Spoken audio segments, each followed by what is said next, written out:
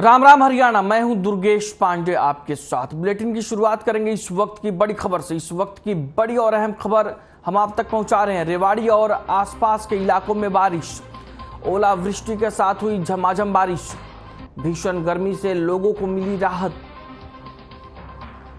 रेवाड़ी और आसपास के इलाकों में बारिश हुई है, ओलावृष्टि के साथ बारिश हुई है, जिससे लोगों को भीषण गर्मी से राहत मिली है।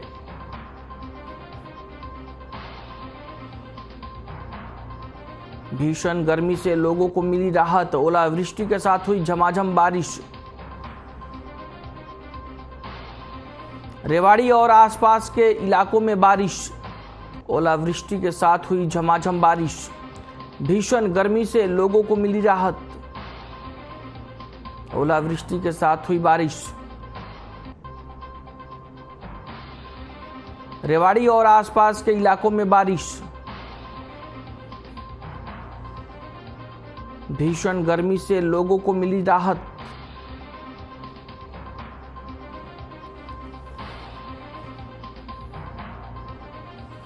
रेवाड़ी और आसपास के इलाकों में बारिश, ओलावृष्टि के साथ हुई झमाझम बारिश।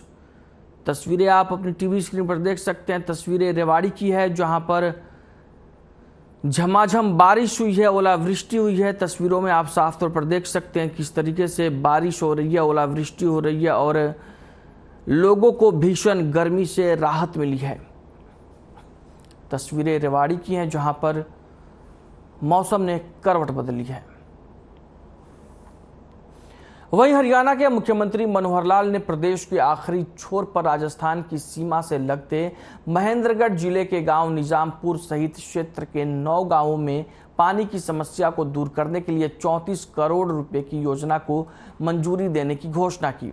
साथ ही मुख्यमंत्री मनोहर लाल ने कहा कि राज्य सरकार अंत्योदय की भावना के साथ जन सेवा के संकल्प को लेकर निरंतर विकास कार्य कर रही है। मौजूदा सरकार ने जनहित के कार्यों में किसी प्रकार की कोई कमी नहीं छोड़ी है। यही कारण है कि आज हर क्षेत्र में विकास के नए कीर्तिमान स्थापित हो रहे हैं। साथ ही सीएम ने ढाड़ी बछोटा में माइक्रो इरिगेशन की 2 परियोजनाओं का शिलान्यास किया और विलेज नॉलेज सेंटर का भी उद्घाटन किया। जिसके बाद सीएम ने महेंद्रगढ़ जिले में अपने 3 दिवसीय जनसंवाद कार्यक्रम के दौरान बोर्ड परीक्षाओं में उत्कृष्ट प्रदर्शन करने वाली छात्राओं को टैबलेट प्रदान किए। इसके साथ ही जयपुर और नांगल चौधरी तक बस सेवा आरंभ करने की मांग को पूरा करते हुए नारनौल से जयपुर वाया नांगल चौधरी निजामपुर बस सेवा को हरी झंडी दिखाकर रवाना किया और लहरोदा गांव के जलघर में निरीक्षण किया। साथ ही सीएम ने मंडलाना गांव में आम जनता की समस्याएं सुनी और कहा कि प्रधानमंत्री नरेंद्र मोदी के नेतृत्व में देश आगे बढ़ रहा है।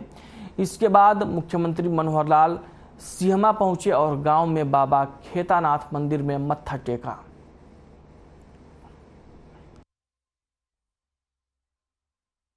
सर, नौकरियां ईमानदारी से मिलती हैं।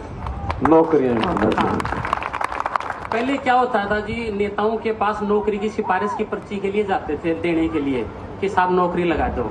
अब क्या करता है आम आदमी की, यूं कहता है साहब हॉस्पिटल बना दो, उप तहसील बना दो, ITI बना दो, गर्ल्स स्कूल बना दो, कॉलेज बना दो। नौकरी अपने आप मिल रही है। नौकरी अपने आप मिल रही है साहब। और क्या होता था कि चंडीगढ़ से नौकरियां चलती, निजामपुर तक तो खत्म ही हो जाती थी और अब निजामपुर से ही शुरू होती है। अब सर हमारा जो क्षेत्र है सर, पढ़ाई में बहुत ही प्रतिभावान है। हमारे बच्चे पढ़ने में मेहनत करते हैं, पर क्या था जी, पर्ची का सिस्टम था, हमारी पर्ची वहां चंडीगढ़ तक पहुंचती नहीं थी। तो हाँ, सर अब खाली पर्ची का था कि और भी कुछ था? देखो सर, पर्ची फिर मान लो कहीं सेटिंग बैठ जाए, खर्ची वाला भी काम होता था। अच्छा, पिछले 8-7 साल में निजामपुर में कोई कितनी नौकरियां लगी होंगी, है कोई पता? सर नौकरियां कम से कम 15-20 नौकरियां तो लगी होंगी। कोरियावास में मेडिकल कॉलेज खुला, ये अच्छी बात की है ना? सबसे अच्छा काम है। बहुत अच्छा। अगले साल इस कोरियावास मेडिकल कॉलेज में MBBS की पढ़ाई भी शुरू हो जाएगी और इसके साथ जो अस्पताल बनेगा उसमें आपका इलाज भी शुरू हो जाएगा।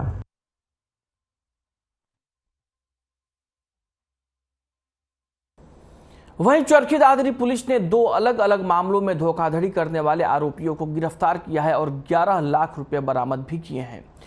दादरी डीएसपी अशोक कुमार ने प्रेस वार्ता में जानकारी देते हुए बताया कि गांव मानकावास निवासी व्यक्ति ने पुलिस में शिकायत दर्ज करवाई थी कि कुछ व्यक्ति लोगों को 165 दिन में रुपए डबल कर देने की बात कहकर रुपए ठग रहे हैं। पुलिस ने शिकायत पर गांव मानकावास के 2 लोगों को गिरफ्तार कर लिया और उनसे 9,53,000 रुपए बरामद किए।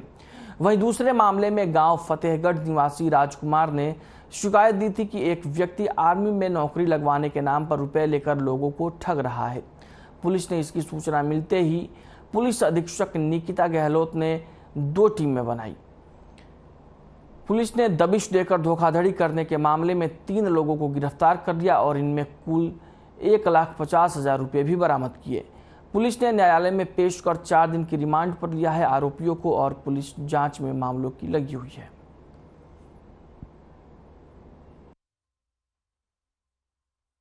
दो धोखाधड़ी के मामले हैं जिनमें कामयाबी मिली है। पहला मामला है, इसमें नवीन पुत्र रामकिशन है मानकवास के। इन्होंने शिकायत दी थी कि कोई गांव में 165 दिन में पैसे को दोगुना करने का उन्होंने झूठा आश्वासन देकर लोगों से पैसे लिए थे। तो इसमें हमने 2 आरोपी हैं, अंकित और केतन, इन दोनों को गिरफ्तार किया है। तफ्तीश इसकी जारी है। जैसे ही मामले का पता चला तो एक इसमें टीम का गठन किया गया जिसमें सब इंस्पेक्टर जमशेद सिंह है, उनकी टीम ने बहुत अच्छा काम किया। 20 तारीख से इन्होंने बहुत गहनता से इसका अध्ययन किया और दोनों आरोपियों को, केतन और अंकित को, गिरफ्तार कर लिया।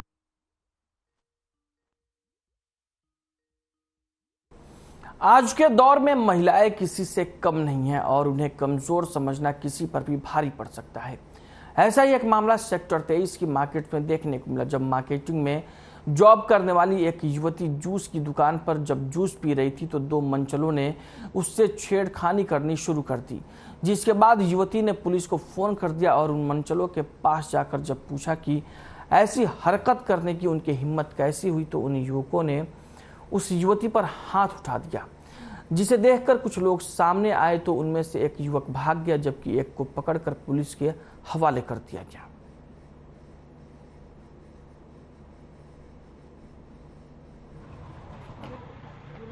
महिला ने बताया है कि जी मैं जूस पी रही थी और ये 2 व्यक्ति थे जिन्होंने मेरे को देख के और गाने लगे और कमेंट से करने लगे हैं। तो इन्होंने फिर कंट्रोल 112 फ़ोन किया है।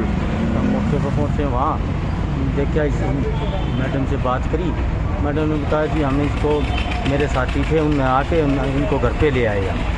उसके बाद फिर हम मैडम से पूछताछ करी है, उनका कैसे क्या, फिर उन्होंने बताया जी मैं मार्केटिंग करती हूँ और मैं संजय कॉलोनी में बीपी स्कूल के पास मैं वैसे जूस पी रही थी और लड़के मेरे पे कमेंट करके जा रहे थे। फिर मैंने उसे बुला के पूछी कि हाँ क्यों, मतलब क्या बात है, तुम मुझे जानते हो, क्यों मतलब कमेंट कर रहे हो। उसने मुझे वो एक को मैंने मारा, उसने एक ने मेरी हाथ पकड़ी, दूसरे ने मुझे मारा। एक तो भाग गया, दूसरा अभी आया है चौकी पे। कितने लोग थे? 2।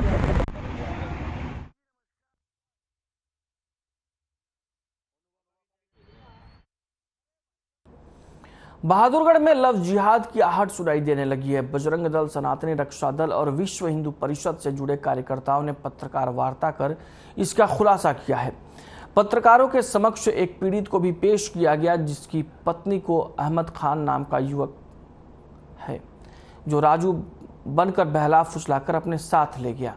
बजरंग दल के नगर संयोजक नीरज वत्स ने बताया कि जब वे पीड़ित के साथ आरोपी के घर पहुंचे तो उसके घर में 2 और लड़कियां भी मिली जिन्हें 2 युवक हिंदू बनकर प्रेम जाल में फंसाए थे। जबकि उनके असल नाम पता किए गए तो दोनों की पहचान मुस्लिम युवकों के रूप में हुई। बजरंग दल ने दोनों युवतियों को उनके परिजनों को सौंप दिया है। पुलिस को कंप्लेंट भी दी है। लड़कियों ने पुलिस को सारी घटना के बारे में बताया लेकिन पुलिस ने कोई कार्रवाई नहीं की। बजरंग दल ने अब प्रशासन को सख्त चेतावनी दी है कि अगर पुलिस सही ढंग से कार्रवाई नहीं करेगी तो इन मामलों में खुद कार्रवाई करते हुए आरोपियों की पिटाई करने का काम भी किया जाएगा। और यही होते हैं चूड़ीवाड़ा और एक मैं करीब 1 साल से मेरी जो श्रीमती जी है वो एक राजू नाम के व्यक्ति के साथ, वैसे उसका नाम अफजल खान है, लेकिन जो उससे दोस्ती करी तो उनके घर पे जब आना जाना शुरू किया तो राजू नाम से जो है दोस्ती करी थी और उसकी श्रीमती जी के साथ बोला भाई मेरी श्रीमती के साथ उन्होंने जो है राखी बंधवाई, भाई बन के उन्होंने शुरुआत करी। और अब जो है हम उसके बाद जब उनसे दोस्ती हो रही तो अब लगभग 10-11 महीने से मेरी श्रीमती जी उसके साथ है। और उस दौरान मैं पुलिस में मालूम होगा भाई पुलिस में क्यों नहीं गए आप? उन्होंने कहा बोला उस दौरान जब से दोस्ती हुई उसके बाद उन्होंने मेरी पत्नी को अपने झांसे में लेके मेरे को कम से कम 3 या 4 बार लाइन पर के थाने में, बारडोहा जो लाइन पर का थाना है वहाँ मेरी पिटाई करवाई और उसमें जो है मतलब जो है मेरे को ऊपर बेकार के आरोप लगा दिए। तो उसके बाद हम गए हैं, उस महिला का इन्होंने एड्रेस बताया कि दयाल नगर के अंदर वो रहती हैं। झंडा नहीं लगा सकते। देखो ऐसा है। बुलेटिन में फिलहाल वक्त एक ब्रेक का है, रुकते हैं कुछ पलों के लिए।